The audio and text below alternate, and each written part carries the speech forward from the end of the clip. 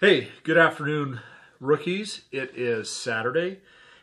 It is December 1st, and I have a special release that I am going to do a review on. Now, I will tell you right off the bat, yes, this channel is geared more towards Washington wines and wines in general and Washington distilleries. However, I will be doing other reviews as well, and this is one of those times. Now, I have to be all right up front with you. This particular brand, Oban, it got me into whiskey back in 1995, 1996. Until the health Nazis shut down cigar rooms here in the state of Washington back, I think it was 2000, 2001 or something like that. We used to have some cigar rooms that served wine, served scotch, and I found one in a local establishment, and I was enjoying a good cigar, and I wanted to up my game, per se. I wanted to know what scotch was about, and the bartender at the time introduced me to Oban 14-year-old single malt scotch, and I fell in love on that day with Oban, and not a day will go by where I won't have access to an Oban in my cupboard. But this one here is a little unique. Now, as you guys all know, the movie, the TV show by HBO, Game of Thrones, by George R. R. Martin, came out several years ago. Well, this year is the final season. And HBO, in conjunction with Diageo, who is the corporation that owns Oban, they also own several other brands, they came out with a Game of Thrones Scotch series. Now, the most anticipated of these series was the Oban, and this is called the Oban Bay Reserve Single Malt Scotch Whiskey, The Night's Watch. And it is based on the Night's Watch in the movie The Game of Thrones. These are the warriors that guard the wall, that face the north, to keep the horde from the north. Anyways, let me go ahead and read you what's on the back here. It's kind of a nice little thing. The sworn brothers of the Night's Watch will take an oath and pledge to live their lives to protect the seven kingdoms and guard the realms of men from the terrors that lurk beyond the massive and ancient ice barrier known as the Wall. They face the frozen wasteland, which legends say is filled with wildlings, giants, and the terrifying forces of the Night King and the long night he brings. They are the swords in the darkness and the watchers on the wall. Oban sits beneath the steep cliff that overlooks the bay in the frontier between the West Highlands and the islands, separating the land and the sea, just as Castle Black sits between Westeros and what's beyond the wall. This liquid's richness is balanced with a woody, spicy dryness that could undoubtedly keep the Night's Watch warm on even the coldest of the nights. So, anyways, I was lucky enough to become friends with several people at our local Total Wine, who gave me the heads up last week on the exact day that it was supposed to show up.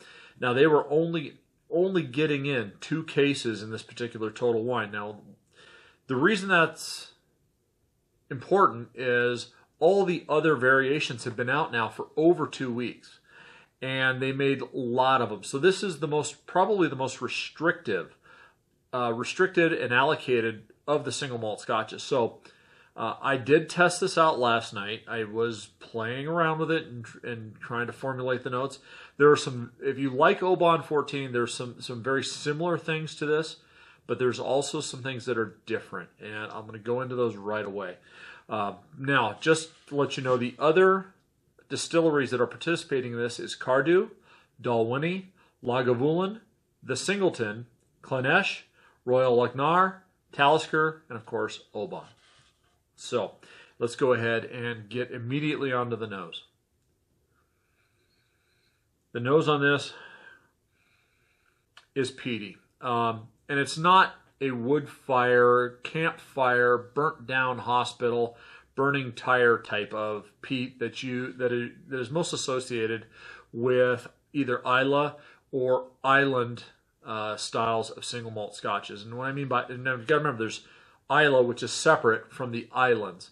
Islay is your Ardbeg, your Lagavulin, your Laphroaig, your Clecoman, Bowmore, and Carlisle, whereas your island is Talisker, Knock, I believe. Highland Park is considered island. So, anyways, This particular peaty has a briny minerality to it that I really find attractive. There's also, I get a citrus zest to it. And the spiciness is reminiscent of I don't know if any of you take turmeric as a spice in your meals, but almost a turmeric style spice. It's mixed, it blends well with the citrus spice in this. There is a slight oakiness to it, to the nose, but it's much more floral than oaky. But what's most startling about this Oban, and this is what's different on the nose. Well, on Oban 14 on the nose, I get your citrus zest, I get honeysuckle, you get a lot of floral notes, almost like you're going through a hayfield, a fresh cut hayfield, and it borders up next to a field of tulips type of situation. I mean, it's, the floral nose on it is amazing. This is a little bit more dark. It's a little bit more dense. It has a richness to the nose that is absolutely fascinating. And as my family knows, and those that drink with me, I could take a pour. This is about a half-ounce pour. I could literally smell this for 20, 30 minutes and not take a sip. That is absolutely, it's rich, it's round, it fills my sinuses, it fills my nostrils. It says, here I am. All right, let's go ahead and take a sip now.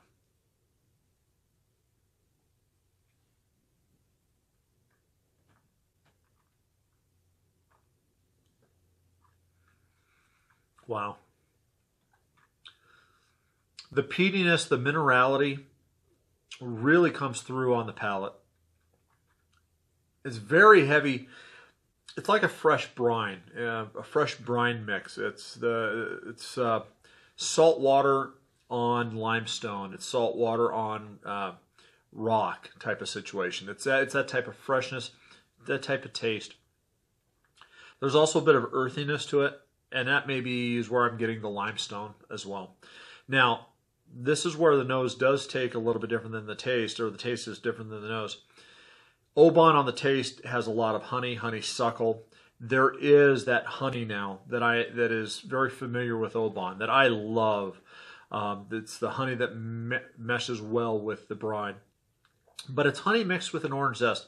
Up here in the Pacific Northwest, you have several honey producers that produce a honey called fireweed. It's very expensive. It's very rare. It's kind of a spicy honey.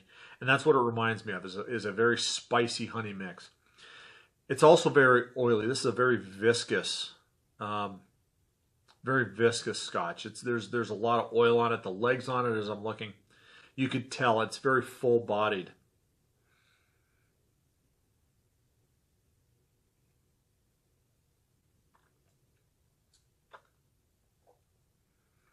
Yeah, the spiciness comes through.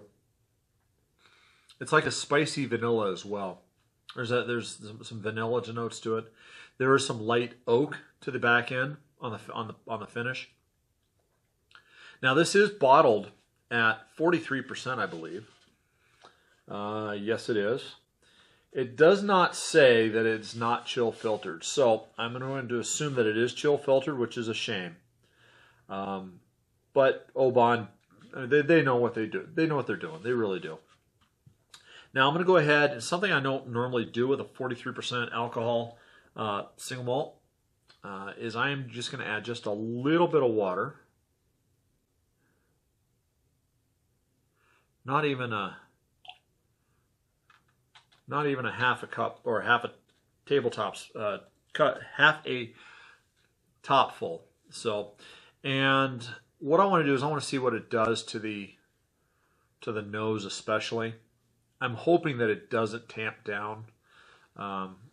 It's been my experience where if it's under 45%, and this is just the way my palate approaches it, if it's under 45% and I add water to it, typically it dulls it. So now there is no Scottish mist, so yeah, I'm going to assume this has been chill filtered.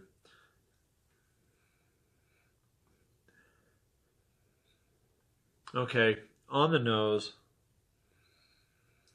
The peatiness is still there, but you don't smell the brine as much. And more of the honey actually starts to come out. The honey where you didn't get it on the nose before, you do now get it. And definitely floral. Oh boy, it's like a honey. Now, when I put the water in, it actually smells more like your standard Oban 14. Let's go ahead and take a sip.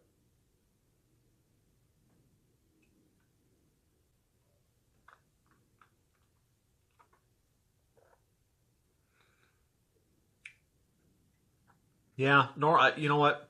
It does mute the flavors just a hair. And it's not in a bad way. I mean, I wouldn't put this in a rocks glass and throw an ice cube in it. But if you drink it that way, that's fine. This is really a very pleasant limited release. This is on the flavor with the water. Let's go back to that just for a second. It does mute it a little bit. Whereas you got honey, orange zest, fireweed. That orange and orange zest now is kind of feeling muted. The oily coating that I was getting before is really not there. There still is the minerality. There's a little bit of the light oak. And you still get a little bit of the brine, but it's also fairly muted. So anyways, now how would I rate this? Wow. Like I said, I'm an Oban fanboy as it is. I never go without it. This is a limited release. I would probably rate this as a limited release fairly high, to be honest with you. I'm going to rate this probably an 89 or a 90 out of 100. Boy, if you like a good coastal Highland single malt scotch, now it is non-age stated, which is a shame. I think it's a shame. All the other, well, not all the other, but a lot of the other variations of the Game of Thrones releases, they do have age statements. So I was kind of hoping that this would. It doesn't. It is what it is. But yeah, definitely an 89 or a 90 on this. And if you see it, if you like Highland single malts, buy it. If you don't have a budget, if you don't have, if it doesn't have a purchase limit, buy as many as you can, because once this is gone, this is gone.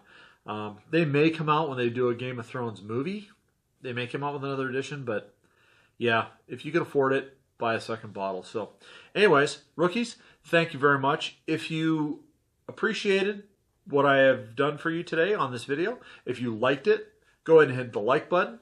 If you think that if you're halfway in between, if you want to get this as a Christmas gift for your spouse, go ahead and share the video and put it on his or her timeline and have them take a look at the review and see if it's something that they want. Go ahead and comment down below. If you go ahead and comment, I do try to, in a timely manner, respond to those. So anyways, thank you very much, rookies. You know, boy, I'm just really, really thankful for this. Oh, anyways, listen, as we come to the Christmas season, please do drink responsibly. And as I always say, life is too short for bad wine or bad whiskey. This is not bad whiskey. Salon.